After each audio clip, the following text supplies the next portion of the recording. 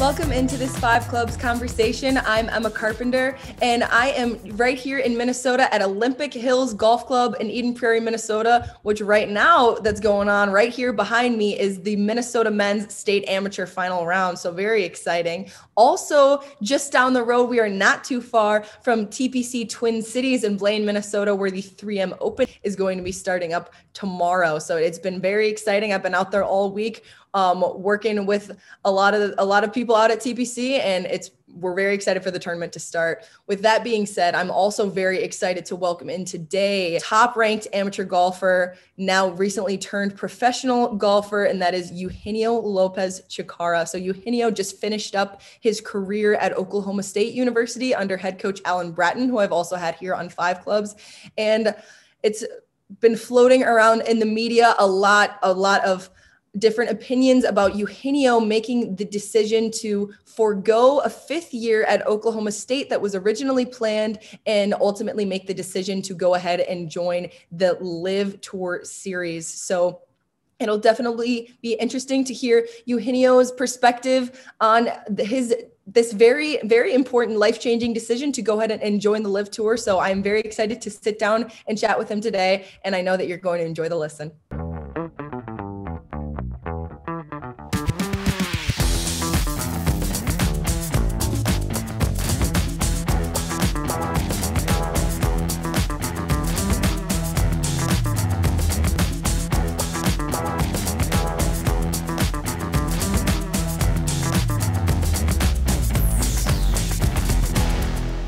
And with that, I welcome in Eugenio Lopez Chikara. Thank you so much for coming on and joining me today on Five Clubs. Yeah, thanks for having me. Excited for the opportunity. Eugenio, you've had quite the successful career so far, especially just in this past year of college. So many impressive accomplishments.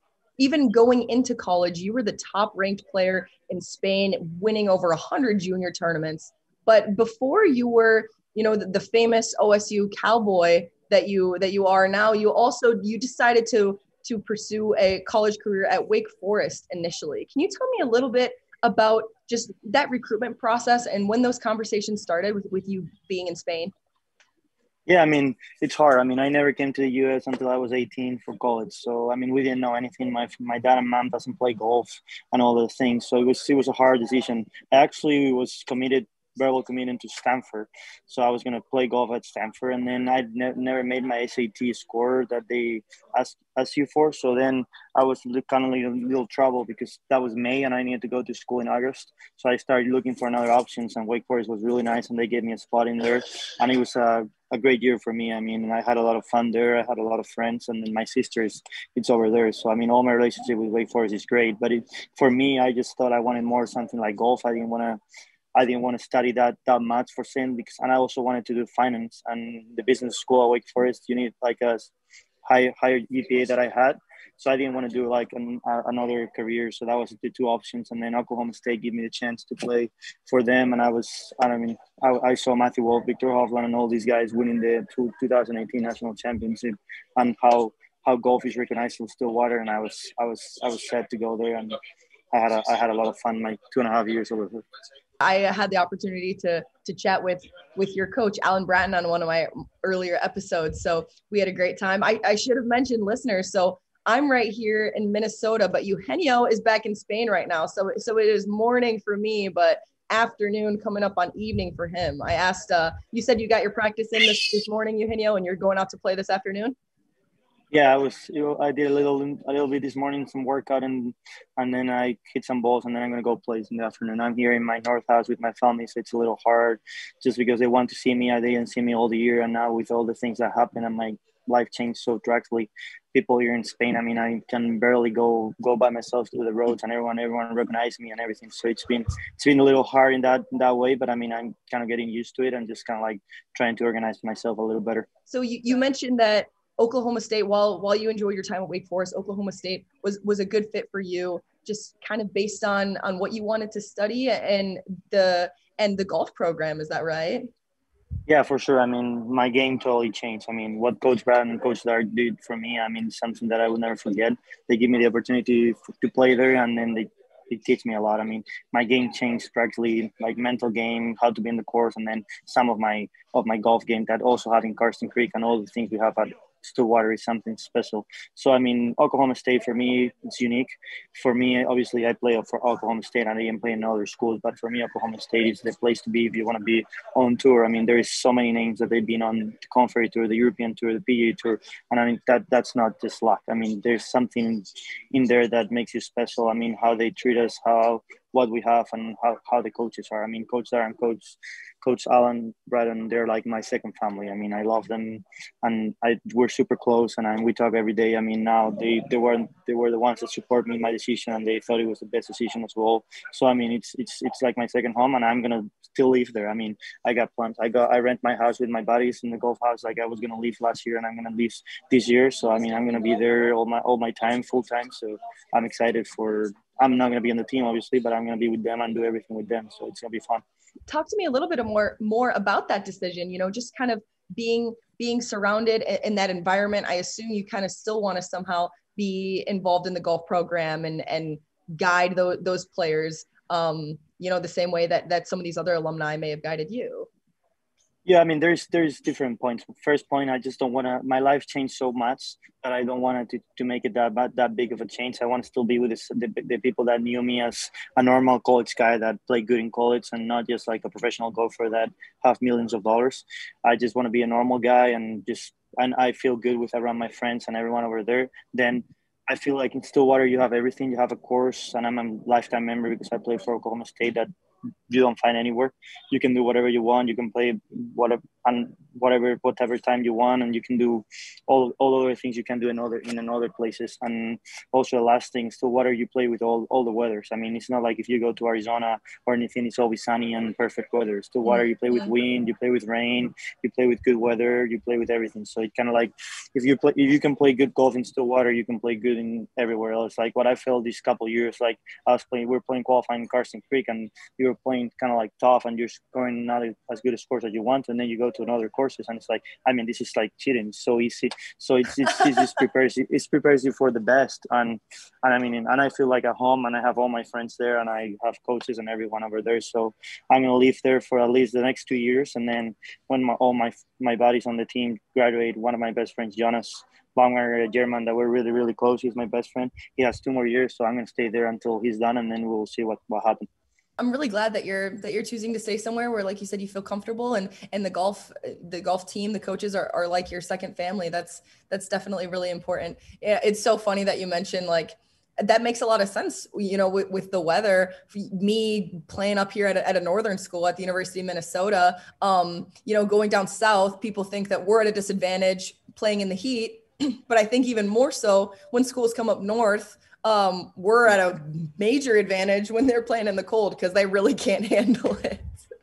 100%. I mean, I can see it like when we're playing in Stillwater and it's windy and it's miserable. Like, I mean, in November, that's 30 degrees and it's raining and they make us qualify. And then you go to a tournament in Florida and it's a little windy and a little cold for someone. So we're like, I mean, we feel great. And it's just so much difference. So I just feel like Stillwater makes you tough. And like I say, like you're one more guy there. Like there's so many past good players and everyone. So you're just like a normal kid that just – like someone works in an office. I just work in the golf course. So I love it how people treat you there and how you are, and just like a normal thing.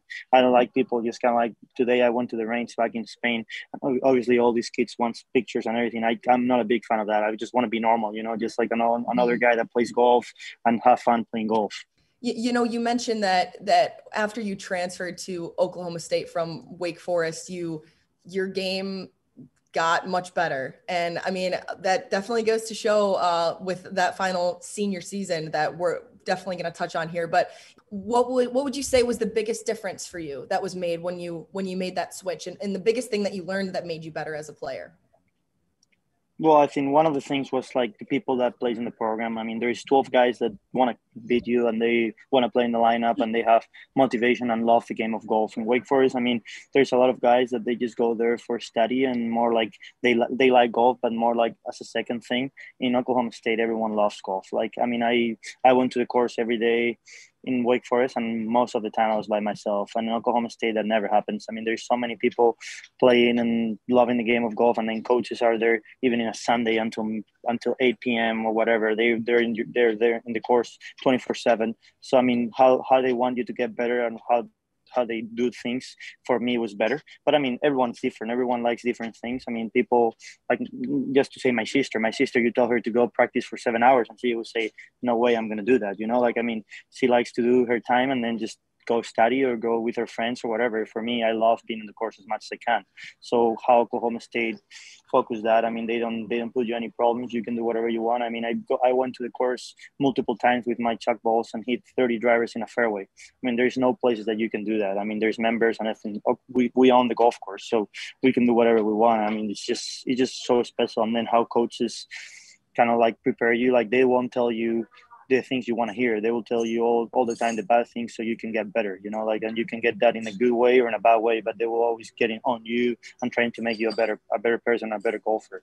So I mean, I feel like Oklahoma State is, for me, the best place in the world. And when people ask me, I mean, I really like Wake Forest, but if I feel like if I didn't went to Oklahoma State, we will not be talking right now about my golf game or whatever. I think I learned a lot and I changed a lot of things that I needed to be a good golfer. I assume all of your teammates feel the same way, and that that it's all golf all the time. That's what they want to do and what they want to work for. So very, very cool, very interesting to hear you talk about that, because you're right. I mean, schools definitely do it differently, but there's a reason why Alan Bratton, why his team is like been so successful each and every year, and why so many big names and fantastic players have come out of that program. Yeah, I mean they do a great job. And they care about us. They care about winning NCAAs. I mean, I wasn't lucky enough that we lost in the semifinals against Pepperdine that then won, and then this year we lost against Texas that then they won. So there's also great programs out there, but I mean, being like, we're always up there. Like, we always have a chance to win a tournament. We always have a chance to win a national championship. We always have a chance to win a Big 12 championship. I mean, it's being all the time in golf. Always the best one doesn't win, but being all the time in contention, what makes it special. And we play the hardest schedule. We play all the good events, and I mean, and they do a great job. I mean, I feel like everyone over there love each other. We're like a really good family, and I mean, and it's been great. I mean, I have all good things to say about Oklahoma State, to be fair. Well, so speaking of wins, Eugenio, you had 3 wins just in your senior year of college. You won the Ameri Invitational in Hawaii, which I talked a lot about with Coach Bratton. You won the National Invitational Tournament hosted by Arizona, in the Columbus Regional at the Scarlet Course at Ohio State. Won the regional. That's huge. And then you also tied for the load stroke play, finished second place at the national championship individually. I mean, what a incredibly impressive season. I do want to talk about the Ameri just because I just think it's the coolest story. And I remember looking at it myself.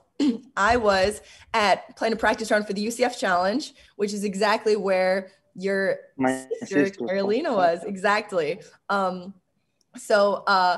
But I remember I was looking on GolfStat and I clicked on the Ameri and I saw Eugenio Lopez Chikara made an eagle on the last hole to win the individual title by 2 and the team title by 1. I mean, that's just the coolest thing ever. And I remember showing my teammates, I was like, look at what this guy did. That's insane. Yeah. Talk about clutch. Yeah, I mean, it was a huge week. I mean, I think I had 9 runner-ups before I got my first win in the Ameri between Wake Forest and Oklahoma State. I've been up there a lot of times. I mean, I was a first-team All-American, and I finished second in GolfStat without a win in my junior year at Oklahoma State. So I was up there all the time. So the first win is also special. But I remember Coach Bratton was walking with me that day. I mean, I was like 6 back entering the last round, but I mean, I couldn't make a putt. Like I think I was like 500 and 400 with, I don't know, 2 putt. All my birdies were 2 putts or like something crazy. So Coach Bratton decided to walk with me that day. So we started pretty good. I mean, I was like 300 through 7, something like that. And then I made 4 birdies in a row. And I was playing 18 and the team was playing good as well. We started that day like without a chance to win. I think we were losing by 13 in the team thing. And we were second off, not last off. And coach was like, man, you're 7 under. A couple of guys are playing good. Let's check how we are. And we were like 3 back with Texas Tech. And we had like 5 holes, and I was in second, like 2 or 3 back as well. So I had 18, 1, 2, and 3. And I had like 18. It was a hard hole, and then 1 and 3 are pretty birdie holes. So I remember 18. I chipped it in. To make my 5th birdie in a row, and I was like, man, I think I have a chance, because he had 16. The Texas Tech guy has 15, 16, 17, and 18 to play, and those holes were, I mean, not tough, but I mean, you need to hit good shots. Like you don't have the birdie, so you can make bogeys also play pretty easily. You know how Hawaii golf is. I mean, you hit the fairway, you get a chance, but if not, you're gonna be in trouble. So then I went and I missed my birdie on 1. I just play a normal hole, and then I birdied 2, and I had 3 my last hole, and everyone was done, because I started 3B. When they put 2 guys on the tee, so everyone was done, and we were 1 back from the team thing, and I was tied for the lead, and the guy was tied. I was tied. So it was a par 5 that is like, you can hit a driver and you put it into like a 10 yards gap, you put it all the way down, and you had like a 9 iron. But if not, you have like in the rough with a weird stand or whatever. So I decided to hit a 2 iron from the tee, because I was thinking about, if I make a birdie, we tie the team thing. So it's also a win, but I win my first individual college thing. So I was like, coach, I think if I hit a 2 iron, I'm going to have a 4 or 2 iron second shot, and I can make a birdie to that. So I hit a 2 iron pretty good, just in the right side. And then I hit a 2 iron on the green, like 25 feet. And I was like, I knew I needed to make it to win the team by 1, but I knew also that if I make a 2 putt, I win my first individual college win. Yeah. So I was like, all right, just, I'm going to hit the putt. If it goes in, just like trickles in. So as soon as I hit it, I was like, I mean, that might have a chance. And it just barely went in. And I mean, I was with old Coach Darren, Coach Byron there. So it was a big special moment. I will never forget it for sure. Wow, it was fun. And then I remember my sister calls me. My mom calls me first, and then my sister calls me, and we had a great preseason, like in December and November. In December and January, a couple of days in Spain, we did it all together and practice and everything together, and we were both playing great, to be fair. So she called me, and we talked about it, congrats and all that things, and I was like, well, I just did it. Go out there and do it. And then she went there, and she also shot -19. It was something crazy, but I mean, it was great. It was definitely a good week for us. That's, I mean, a good week to say the absolute least. What a special moment too. And to get your first win on those terms, on that story. Like, I mean, geez, I got chills. I can't even imagine. It was also first win for Coach Bradden. Like, Coach Bradden's first win was also in that course and that tournament. So it was kind of funny. We were joking all week about it. That's like, I might win the first time here as well. I know that. And then I won. It was fun. It's a lot of fun that week. That's so amazing. That was something that I talked about with him too. I said, I understand, there was 3 Cowboys who won this tournament, and one of them was Eugenio, one of them was you. And, it was fun. He's of course, he's just like, oh yeah. yeah. Just Coach Brown a bit. Yeah. He just tried to follow my path. Yeah. Exactly. It was awesome. But I mean, Eugenio too. I was at the UCF challenge, and I shot 3 under that week, and I was like, okay, pretty good week. No, it's fine. I lost to Carolina by 16. I know. That's what things happen. Like, sometimes, like, when you win -19 and you're like, it wasn't that, and then you go to the next week and you shot like 2 under, and then another guy shot 20 under. You're like, how? But I mean, there's just some weeks that's like last week when I was playing in Portland, I mean, he was playing so hard. It was windy, course was long, the rough was so hard, and I was like 4 over total, and then Brandon Grace won with -11. I was like, I didn't play my best, and I'm hurt, but I think like playing my best, no way I can shoot 11 under. Yeah, well, that's so it was just with pro golf, it's just crazy. I mean, everybody's so good that, I mean, if you're not playing your best and then getting a little lucky on top of it, it's going to be tough to win. It's crazy how much level there is, and when someone gets hot and someone has this week. For the listeners who might not know, I mean, crazy story. So Eugenio, on the final day at the Emira Ari, shot a 10 under 62 to shoot 19 under to win the tournament. And Carolina, his younger sister, who was a freshman at Wake Forest, who was at the same tournament I was at, I mean, unbelievable, also shot a 10 under 62 on the final day to shoot 19 under to win the individual and team title. So, I mean, talk about that sibling connection, that talent, I mean, dynamic duo, to say the least. So, Eugenio, another thing that I want to touch on in your final senior season was, the biggest stage that you're on in college, and that's the national championship. So, you were like I've mentioned, I've already spoiled it, but you tied for the low stroke total at the national championship individually prior to match play. And in the final round on holes 6 and 7, you made a triple bogey or a double bogey and then a triple bogey. And, you know, the commentators were talking about it, saying that they thought you were out of it. And you immediately went birdie on 8 and 9 and got it back with a couple more birdies on the back 9 to tie for the low total. I mean, in that moment, I mean, double bogey, triple bogey. I mean, that's tough for like a weekend golfer. That's much less for you who's trying to, you know, win the national championship. How do you calm yourself down in that moment ultimately to bounce back the way that you did? I mean, it was a crazy week. It was overall like a pretty bad week for me. I played 5 holes on the practice round and I felt something on my hip.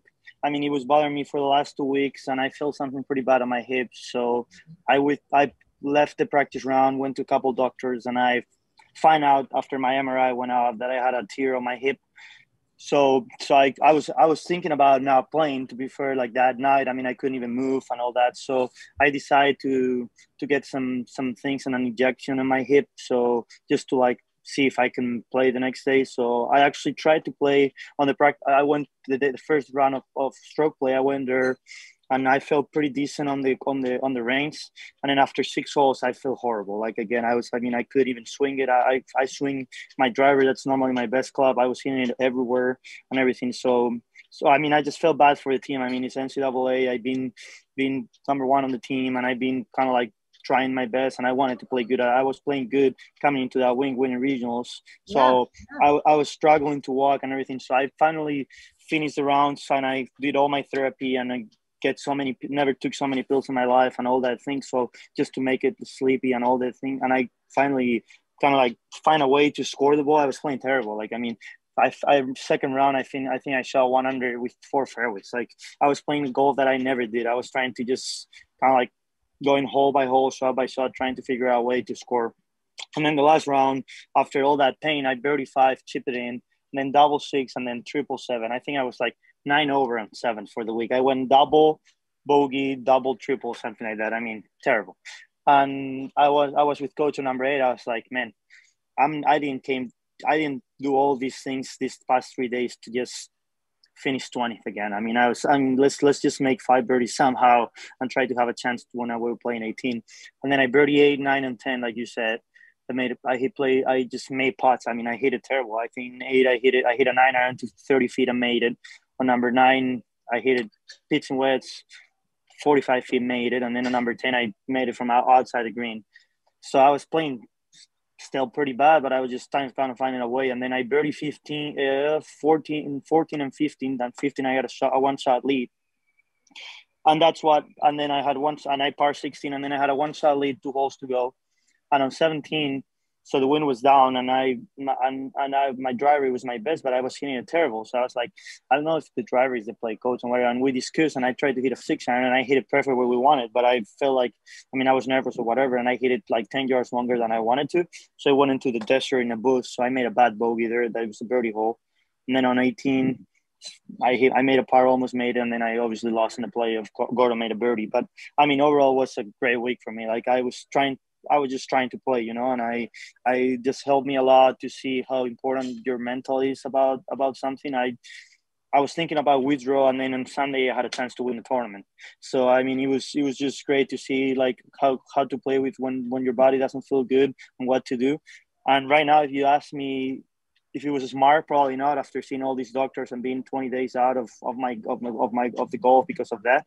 But I mean, just thinking on that moment, I just wanted to let the team, and then I played against Pearson and I beat him, and I just kind of like just the guys on the team knew. I was like, I mean, sometimes you just need to do something for the team, and it was great for me to learn how important it is for the sport to just kind of like play when your body's not great. And I learned a lot that week. So it was great, even though I don't win, and we always want to win. For me, it was like a win just to finish in the tournament.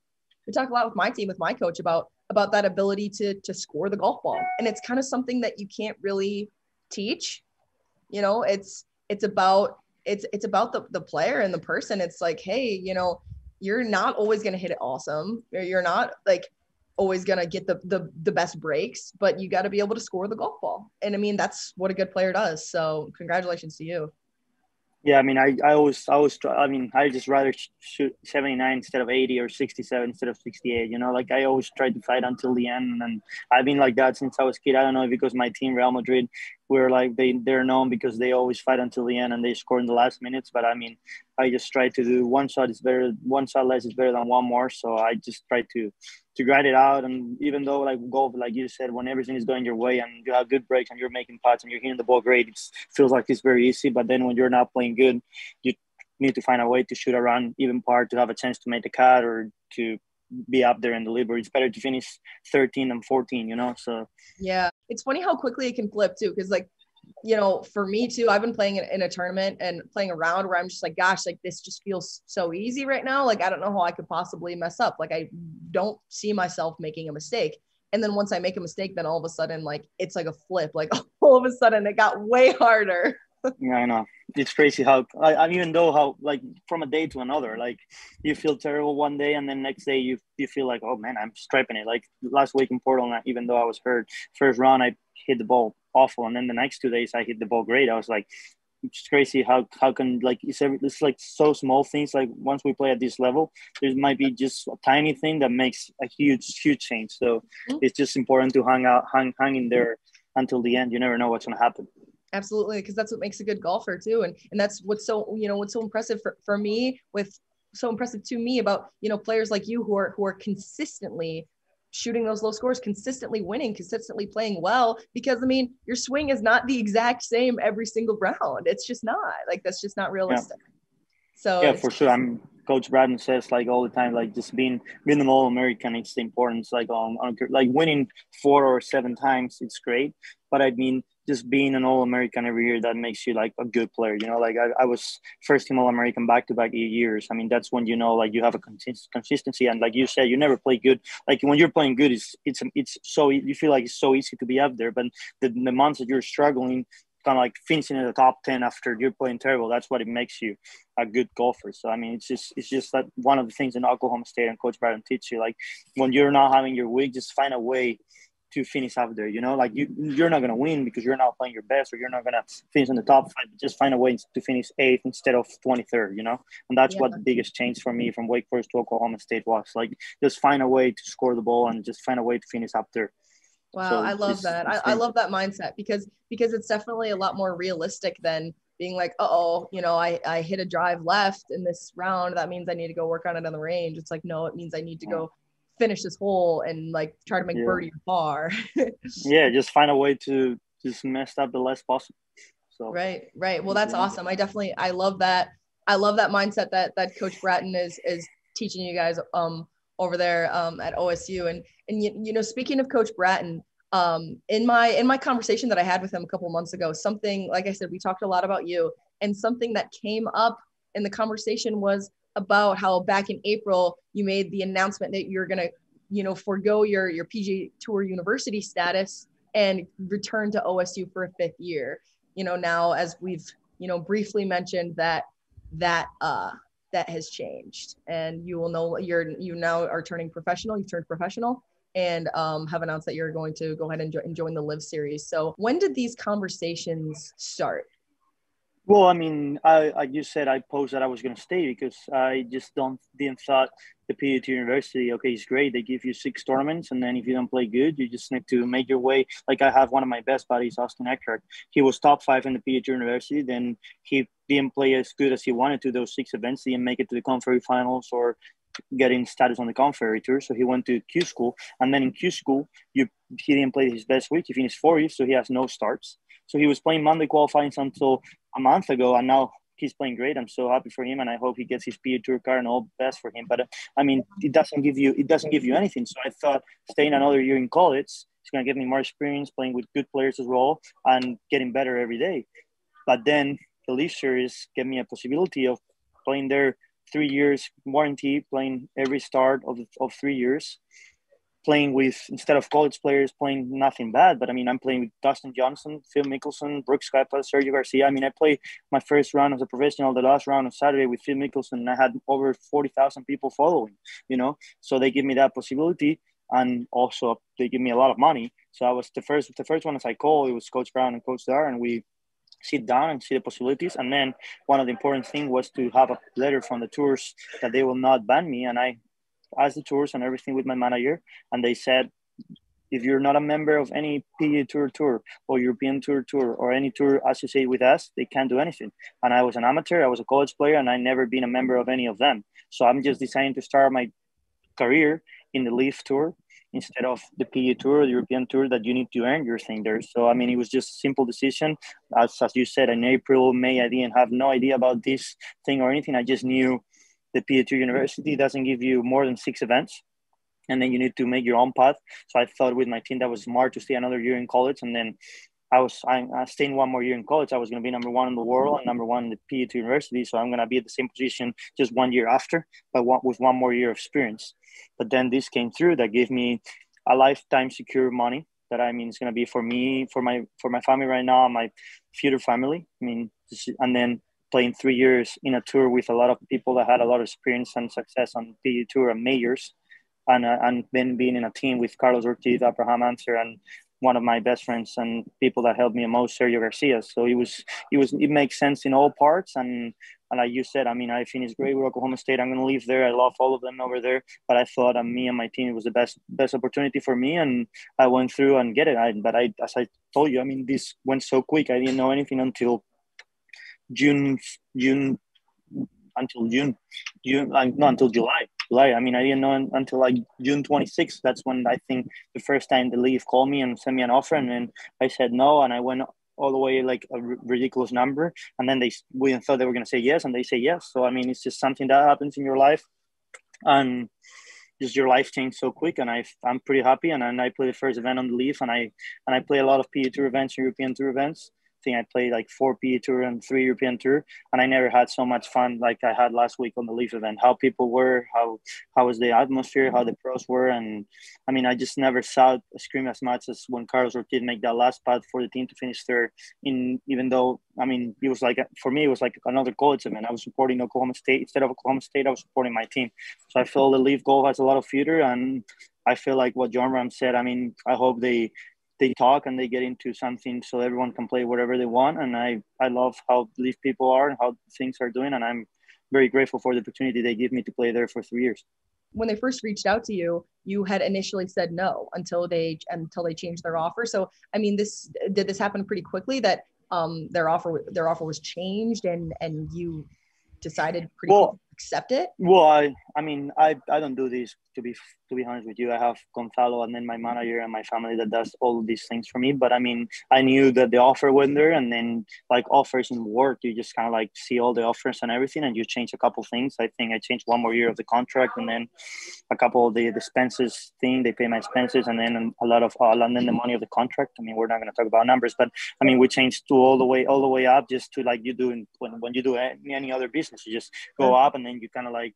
And then we thought they were going to say no, so then we're going to have another one. And I was lucky enough that they accepted, and here we are. I mean, sometimes in life you can't say no to things that they're better for you. And I mean, I was sad to leave Oklahoma State and leave my guys, but I mean, for the other part, it was an opportunity for me because you never know what's going to happen in golf. Right now, I'm here, I'm playing great. I'm number 1 in the amateur world and number 1 or 2 in college or whatever.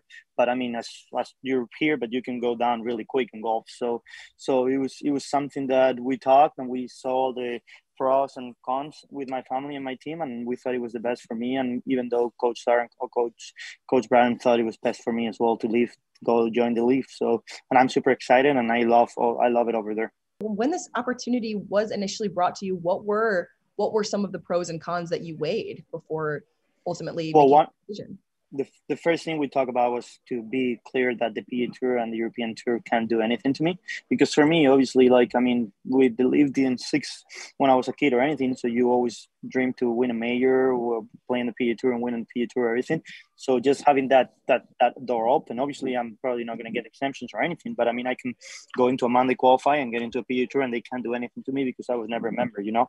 Or I can go to Q school and get my car after my 3 years contract end. So having that secure was one of the things. And when my manager and everything, we sent everything, they said, if you were not a member or ever make money on any tour. They can't do anything. So I was never a member, and all the tournaments I played, I pay all the expenses and everything, and I play the yardage book, and I play the enter fee and everything. So I never been anything of the PA Tour. I've never been a member, or I've never been have a status or anything anywhere with the PA Tour or the tours that the PA Tour has, like PA Tour Latin America, Conferry Tour, European Tour, Challenge Tour, all other tours.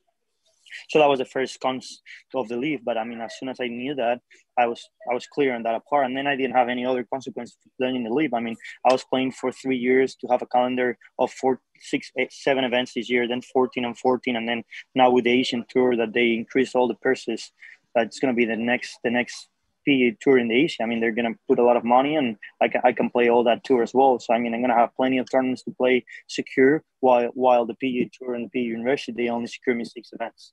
So I mean, it was huge a difference. And for me, I mean, what I say in golf, like golf, you can play until you're really old. So it's not going to affect me to play 3 years of golf and say I'm not going to have like points or like the ranking points if I play the LIV. But I mean, I'm going to play Asian Tour, so I'm going to have some points. But I mean, when I finish my contract here, if I don't want to extend it, I'm going to be only 25 years old, so I can go and play Q school and all that thing and make my way up. But playing the Q school with a lot of money and your life secure in your pocket, it's way easier than playing it with nothing in your pocket, you know. So I just felt it was way better for me, and it was going to be way better for my golf improvement. So I just want to clarify, you don't see maybe, you know, the source of the money, where the money is coming from. You don't see that as a con?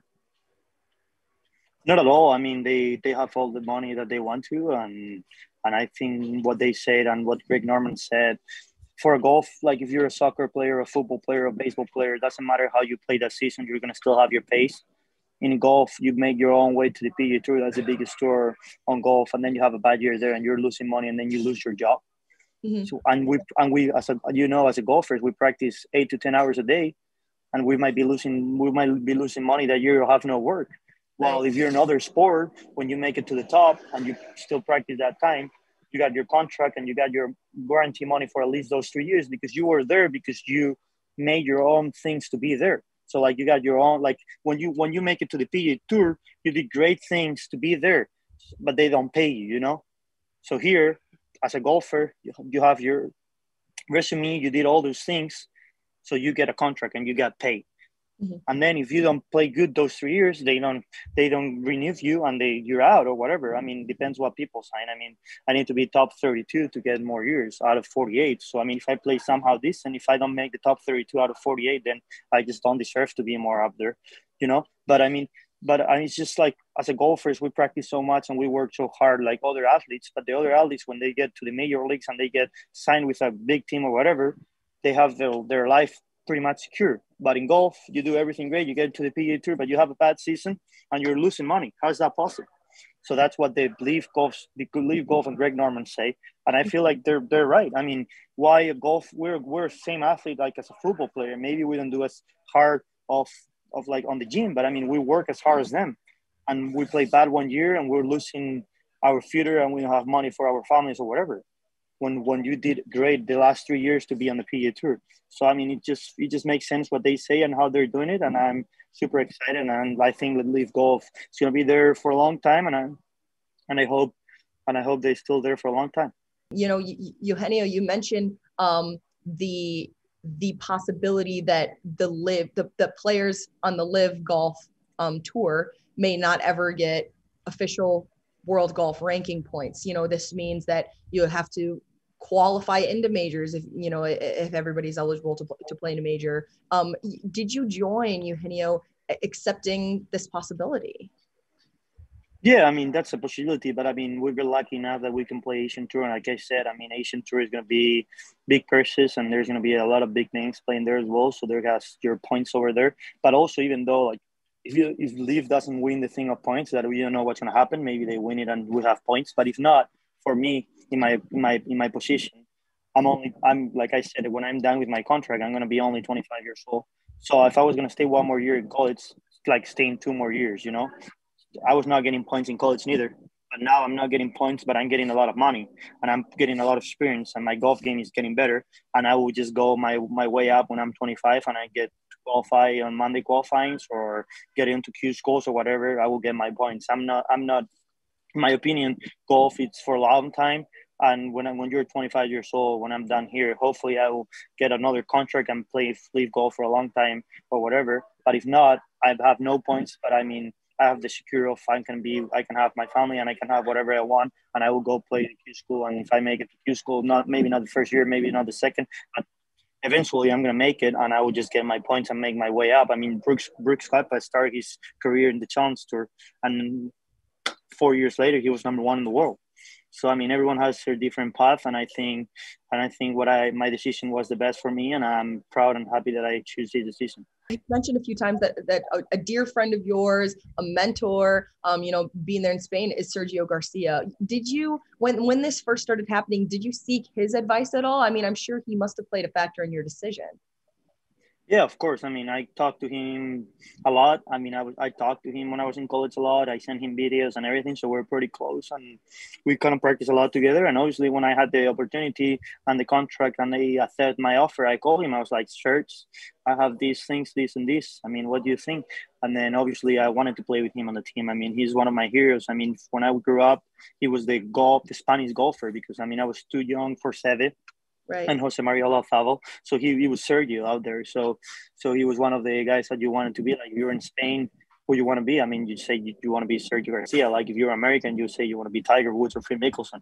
So same thing for me. So I talked to him. We saw the things, and lucky enough, he wanted me to be in his team. And I'm super excited. And hopefully, I can help the team. I mean, I helped the last round with my scorecard to finish third and win some extra money. And hopefully, I can help a lot on the next years to come. Yeah. So with that being said, you mentioned Sergio. You also mentioned Greg Norman. Through this whole process, have you developed a relationship with Greg Norman? Yeah, I mean, I talked to him a couple times. I was with him in Portland. I mean, we had a good chat in Portland. We were in the range together. I mean, he's a magnificent guy, great guy, and I feel he's doing something that he wanted to do, and I think he's doing the things really good, and he's been great to me, and I think he's also been a great golfer in the past. So I have all good things to say about Sergio and obviously about Greg. You mentioned that this team aspect is a really big piece of it for you, having that team to support throughout the tournament. In college golf, there's one kind of big end goal that everyone's gunning for, and that is the national championship. Do you think that the LIV Tour has something comparable to this? Yeah, I mean, what I said, like, I mean, I played college golf for the last 4 years, so I feel like I'm in a big advantage here. It's kind of like when you're in national championship, even though you don't have a chance to win and your team has a chance to finish in top 8 to make match play, you can go that round and just make a good round to help your team. It's kind of the same thing here. Like, you might not have a chance to win the individual event, but you have a chance for your team to finish on the podium in top 3 and get some points and extra money. So you always go with something to play on. And in comparison, like, I made a cut on the PGA Tour on the Sanderson Farms. I was 300, 400, and then I played bad on Saturday. I think I shot one over, and I went from T20 to T52, and then Sunday, I mean, you want to play good and go up there, but I mean, you have no chance to or anything else. I mean, I had no chance on the top 10, and I had no chance of winning, so you just go there and kind of like finish the round and go home. Doesn't matter if you shoot even par or 6 under here. It really matters because you can help your team. So it's the same thing in college golf. So you always go and play with a perspective and with something on the line. So I feel it's great what LIV Golf is doing, and hopefully they can still do this for a long time. We've been talking a lot, obviously, about how just in this last month here, your life has kind of done a complete flip. You were originally planning to go back to college, and now you've decided to turn professional and join this tour, which unfortunately has been controversial. People have a lot of questions. So with that being said, right now, currently at this point in your life, what is your biggest goal, your biggest aspiration in golf? My biggest goal is always the same. Just get better every day. Like, that's one of the things Coach Brown told me when I signed with them and I sit down the first day at Oklahoma State. What was my objectives? And I went and put a lot of things, and the only one they wanted me to have is to get better every day. It doesn't matter if it's playing the LIV Golf, playing the PGA Tour, playing the Alps Tour, or playing in Spain. Just kind of get better every day. Just make your own house, but step by step. Don't try to make a house in a week. Just make it in 3 years, and then you'll have something on the next 3 years. But I mean, playing the LIV Golf gives me a lot of experience. Give me guarantee 3 years with no cuts to play every single round. gives me the opportunity to play with great names and great names of the PGA Tour and major championships, and just to see what I need to get better. Or I play with Phil Mickelson on Saturday, my first tournament as a pro on the last round, and I had all those people following, and Mickelson that was not playing his best, just to see how much he grinded and how good his short game was, and all those things get me to reflect, okay, I need to get better here, here, and here. So for me, it's just to get better, a little better every day. That's my main objective. And obviously I want to help the team and win individual events and finish in the top 32 on the rankings to get my car every year. After my third year, I need to finish in the top 32. So after my third year, finish in the top 32. All those objectives are great and everything. But my personal objective is to get better every day as a golfer and as a person. So that's what makes me relax, and that's what I want to do. And my family and my team told me, and Coach Brown told me, just get better every day in all your aspects of your life, and you'll be fine at the end of the day. You know, the reason why I asked this question is because I'm sure, you know, as a lot of us are growing up and paying attention to the game, something that we, you know, a lot of times we have a goal, you know, if yours in college was winning the national championship, or, you know, growing up watching Sergio win the Masters, I'm sure that you thought to yourself how wonderful it would be to win the Masters. So, you know, that's kind of the reason why I ask if there's an achievement, you know, something that would be a dream come true for you. Well, I mean, like I said, I have no bans for any tour or anything, so I can still play the majors. I can still play on the PGA Tour. I can still play on the European Tour. But right now, I'm playing the LIV Golf. I'm getting better as a person and as a player, and that's what I need to be focused on. And to be fair, you know, we're golfers, both of us. It doesn't matter really where you're playing. You just want to win. And even though if I win next week on the LIV, or I win in 2 years or whatever, I'll win on the LIV is going to feel amazing, same as a win on the PGA Tour. Like, it doesn't matter. Like, I do this comparison to a lot of people. Like, people tells me about all the PGA Tour and all those things. First of all, I have nothing against the PGA Tour. I think they're a great tour and all these things, and I might be there in a couple of years, and if I need to, I will work hard to get my way out there. But I mean, when you're working and you want your sport, like golf, for me, it's my job, you know, like the same guy that goes to an office. And when you have a job that offers you four things, when another job offers you just one thing, normally all the people would choose the job with four things.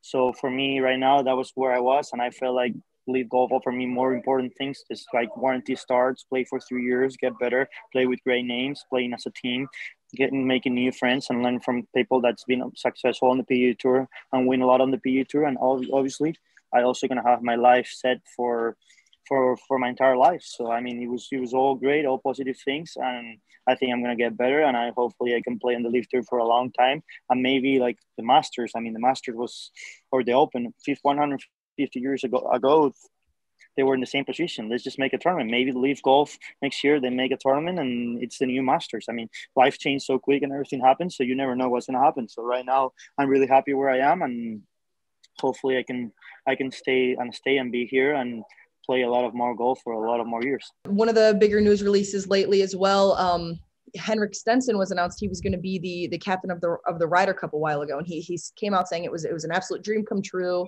And you know, then just recently he announced that he's going to go ahead and join the LIV Tour as well. And now the PGA Tour said he will no longer be the captain of the Ryder Cup team. You know, hearing things like that, Eugenio, does that make you feel uneasy at all? Does that frighten you about any future possibilities?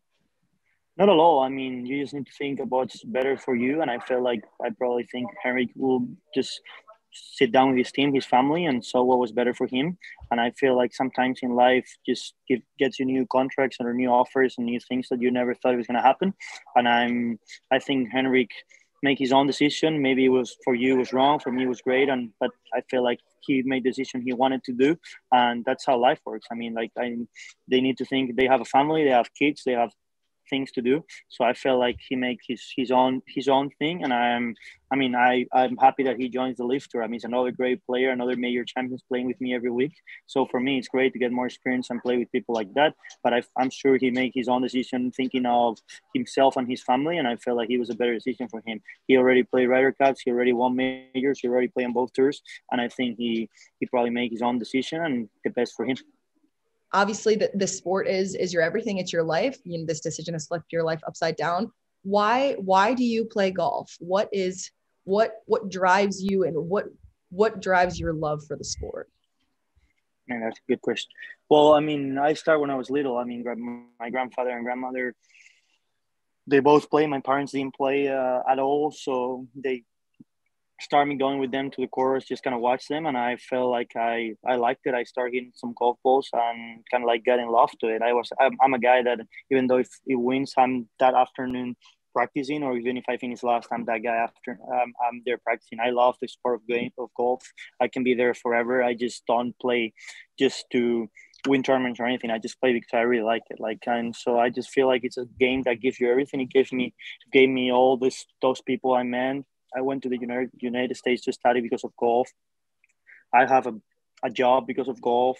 So golf for me is everything. So I mean, it's very special, and it's something that I mean I will never change. I mean, I love the sport of golf, and I feel like give you a lot of things that it's important in life. It gives you discipline. It gives you a hard time where you're not playing good and you want to do good, and it makes you being in the same level, because you can be here and you can be down there very quick. So it teaches you a lot for good things for life. And I feel like I always tell, like right now, my friends, when I was a kid, they thought golf was boring and nobody plays. And now they're 22 and 23-year-old guys and girls, and they're like, teach me how to play golf. And golf is getting bigger and bigger. So it's a great sport, and it's growing like crazy. So I hopefully it keeps going like that, because it's something that's really unique.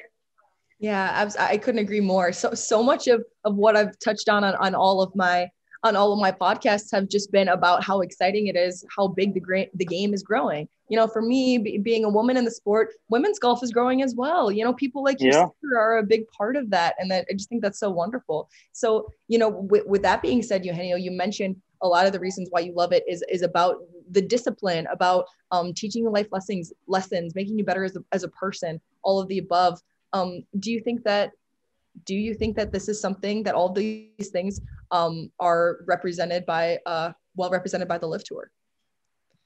Yeah, of course. I mean, the LIV Tour is another tour. Like, you just go there and play golf. I mean, it's like, it's nothing. I mean, people is making it a big deal, or think people is talking without knowing. Like, that's how life is. And people is going to think, there's a lot of people going to say bad things about it, and another people that's going to say good things, and other people that's going to say anything. That's how life is. There's a lot of jealous people. There's a lot of bad things and bad comments. And that's why you just need to have your own team, have your own path. And LIV Tour is just go there and have fun and play golf. You know, I mean, it's the same thing as the PGA Tour, but different format. I mean, you just play 3 days instead of 4, and you all play at the same time. That I think that's a good thing. I mean, because like St. Andrews, I mean, you can have a good tee time and play in the morning, no wind, and then the same the guy in the afternoon, the wind comes up, and it's a totally different course. You know, that doesn't happen on the LIV Tour. You just play at the same time, and you play the same holes, and the time you have the same weather. You know, so they just have different things, but at the end of the day, it's just golf, and you need to score the ball and make the less strokes you can. So it's the same thing. It's just another tour, and the only thing is just you make more money, I guess, and people just don't like that. But it's a great thing, and like I said, I have all the good things to talk about LIV Golf. Eugenio, with that being said, I want to wrap things up here with our 5 questions here that I've got for you. I'm going to rattle these off for you. The first question: what is your favorite event that you've ever played? I don't know. I mean, I probably have 3. I'm going to say, obviously, when we won Big 12 with Oklahoma State, and then when I won the gold medal with representing Spain. So, I mean, those things were the most special and most fun for me, because, I mean, not just because winning, just how the team was that week, and how we played, and how we were, and what we did after the golf course, and what all the things we did. So basically those 2 weeks were weeks that I will never forget. Number 2, who wins more putting contests, you or Carolina? I would say my sister, probably. Yeah, I mean, right now, I mean, I wasn't great at putting the last 3 or 4 years, but now that I'm putting with a broomstick, something might be changing. I'm being putting really good, but I would say my sister is overall a better putter than me. She's up in the series of putting contests. Probably. She's not up on the golf course, but probably on the putting contest she's up. All right, number 3, who is the funniest teammate that you've ever had?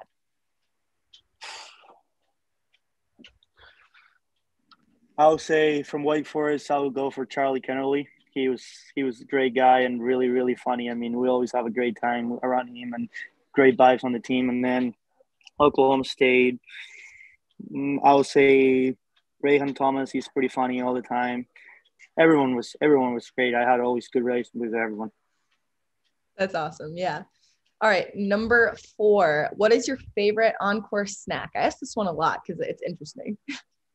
I'm not a big, I mean, I'm kind of like really superstitious. So I feel like when I eat, I don't play as good. I just feel a little heavy. So I don't eat too much. But I mean, I would say I have those Circus Animal cookies that that coach buys me. That's because I really like them to have.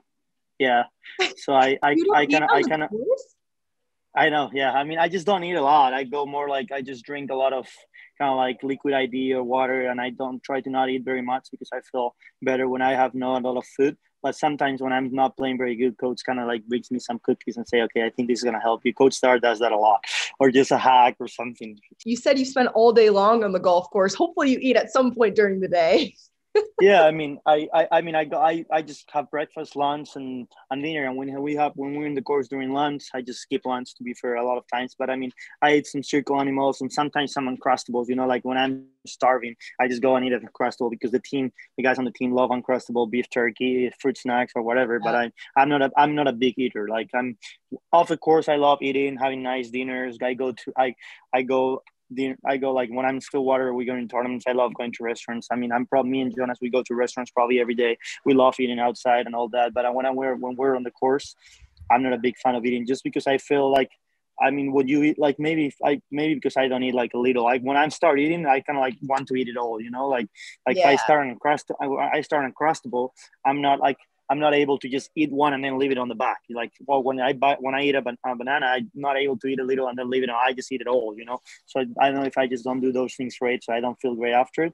But I just made in my head that I don't play as good when I'm full, so I just try to not eat very much. All right, final question.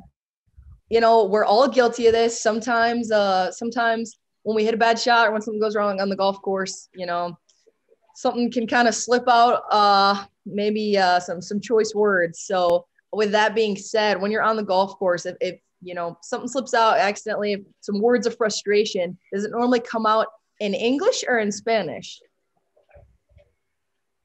That's a tough one. I mean, if coaches are around, I will start talking Spanish to myself. But I have a bad thing that Coach Brown knows a lot of bad words in Spanish, so I'm not able to say a lot. I mean, that's one of the other things coaches kind of like teach you a lot in Oklahoma State, how to be on the course and how to react on things on the course. And I think that was one of the biggest things I got better at, like not reacting to shots, not being dramatic on the course. I used to be really perfectionist, and I hit 7-iron to 15 feet. I was like, that was terrible. Like to 20 feet. I mean, a lot of my teams will tell you, like I kind of like when I'm practicing and I wanted to do it great, but when I'm on the course, I was the same thing. And that might be not the best thing when you're playing, you know, because you kind of like burn yourself off. So that's one of the things coaches teach me how to not react as much. So I've been getting way better at that. I don't react as much as I used to, but I mean, I probably will say I will do both. I mean, sometimes you can have no chance and you just want to say something, you know, so I will say in Spanish or English and I will get in trouble. I'm probably just a fun fact. I'm probably the guy that most, when you do something bad, you get gauntlets, like punishment things. You go into a Stairmaster and you go there for an hour. It's terrible. Or stadiums. Mm-hmm. And I think I have the record. Me and Matthew Wolf, we probably have the record. I mean, I've been there. My first year, I was there 8 times my first semester. Like I had 8 different punishments. I had a couple because of the course, a couple because I didn't save, one because I forgot my umbrella, one because I forgot my hat. I mean, one because I was driving too quick inside Karsten. I mean, they were finding a way to give me a punishment so I can get better and listen how to be more normal and not react and just kind of like be more, just not be very nervous, just be a normal. So I got way better than that, and I had 0 this year. I mean, I had like 13 my first year, and then I went like 2 and then 0 this year. So it's been I improved that a lot. Well, cool, and that definitely shows that it works. I mean, this final year was your best year, and no accountability punishment workouts. I know. It's been crazy. Yeah, that's awesome. Well, Eugenio, thank you so much for joining me today on 5 Clubs. It's really been a pleasure sitting down with you. And I wish you the best of luck throughout the rest of your career. Yeah, thank you very much. Thank you for having me, Emma. It was great. Thank you so much to Eugenio for joining me today on 5 Clubs. and sharing his thoughts and perspectives on his decision to join the LIV Golf Tour series. So definitely very interesting. I had a great chat with Eugenio today, and thank you listeners for tuning in, and I will see you next time on 5 Clubs.